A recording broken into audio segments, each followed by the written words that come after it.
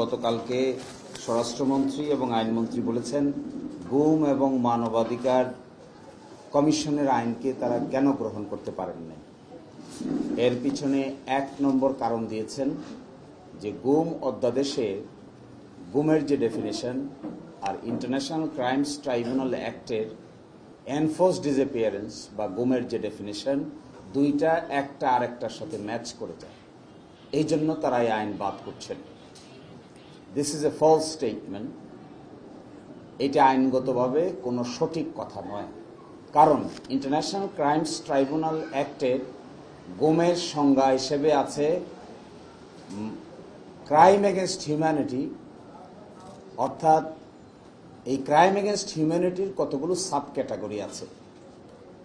এই সাব ক্যাটাগরির ভিতরে একটা ক্যাটাগরি হলো এনফোর্সড ডিসঅ্যাপিয়ারেন্স, যাকে বলা হয় গুম, এবং সেটা যদি হইতে হয় তাহলে দেখাইতে হবে ওয়াইড স্প্রেড এবং সিস্টেমেটিক ওয়েতে হচ্ছে, তখনই শুধুমাত্র আন্তর্জাতিক অপরাধ ট্রাইব্যুনালের বিচার্য বিষয় হবে।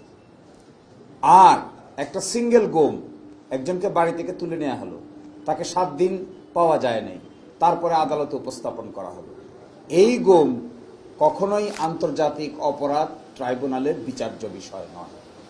এখন এসে তারা যে বাদ দিয়ে দিয়েছেন, আজকে দেখবেন মানবাধিকার কমিশনের সকল কমিশনাররা পদত্যাগ করেছেন, করে তারা একটা খোলা চিঠি লিখেছেন। এই খোলা চিঠির মধ্যে তারা দেখিয়েছেন যে এই ধরনের অসত্য তথ্য উপস্থাপন করে আইনটাকে ল্যাপস করে দেওয়া হয়েছে। এবং এই যে স্টেটমেন্টটা তারা দিয়েছেন, it's a very interesting statement. আপনারা, এই হলো তাদের খোলা চিঠি, মানবাধিকার কমিশনারদের পক্ষ থেকে সম্মিলিত খোলা চিঠি। সেখানে তারা কি বলছেন,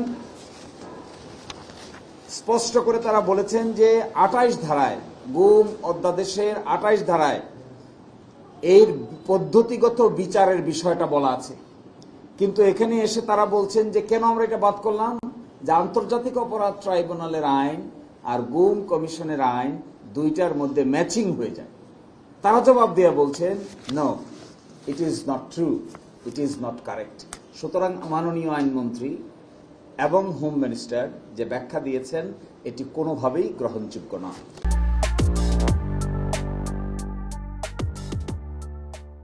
সেকেন্ড কথাটা খুবই ইম্পর্টেন্ট, এখানে ওনারা বলছেন যে মানবাধিকার কমিশনের তদন্তের ব্যাপারে প্রশ্ন তুলেছেন।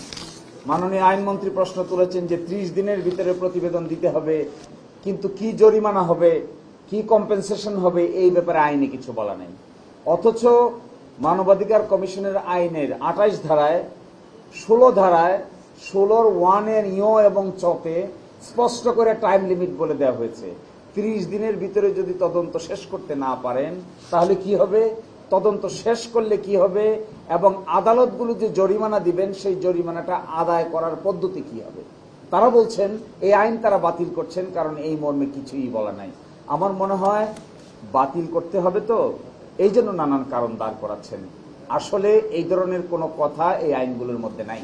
This is wrong statement. আরেকটা ইম্পর্টেন্ট কথা, গণভোট অধ্যাদেশ এই প্রথম আমরা দেখলাম মাননীয় স্বরাষ্ট্রমন্ত্রী স্বীকার করেছেন, অ্যাডমিশন করেছেন। উনি বলেছেন গণভোটের প্রস্তাব, আমি কোট করছি ওনাকে, গণভোটের প্রস্তাব করেছিলাম আমিই করেছিলাম, রাষ্ট্রপতির আদেশ তো জারি করতে পারেন না। পরে আমার রাজনৈতিক বক্তব্যটা, উনি ওনার রাজনৈতিক বক্তব্য দিচ্ছেন, গণভোট অধ্যাদেশের অনুমূলে গণভোট অনুষ্ঠিত হয়েছে, গণভোটের বৈধতা প্রশ্ন সেটা যখন আমরা এই সরকারের মানে ইন্টারিম গভর্নমেন্টের সমস্ত বিষয়কে বৈধতা দিব, তখন সংবিধানের 4র্থ তফসিলে একসাথে সকলগুলোকে বৈধতা দিব। এবং তারা বলছেন এটা তো ফ্যাক্টাম ভ্যালিড, এটা ঘটনাক্রমে সিদ্ধ, আদেশ জারি হয়েছে, গণভোট অনুষ্ঠিত হয়েছে, সেটার বৈধতা আছে।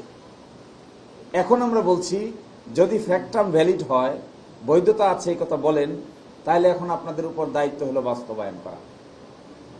যদি বৈধ বলেন এক পক্ষে আর বাস্তবায়ন না করেন, তাহলে একটা বৈধ আইন বাস্তবায়িত না হলে তার দায় দায়িত্ব আপনাদের গাড়িই থাকবে। গতকালকে ইন্টারপ্রিটেশন শুনে আমরা কিছুটা সারপ্রাইজ হয়েছি। ফ্যাক্টাম ভ্যালিড যদিও কনস্টিটিউশনাল আইনের সাবজেক্ট ম্যাটার না, এটা হলো পারিবারিক ক্ষেত্রেই বেশি ব্যবহৃত হয়।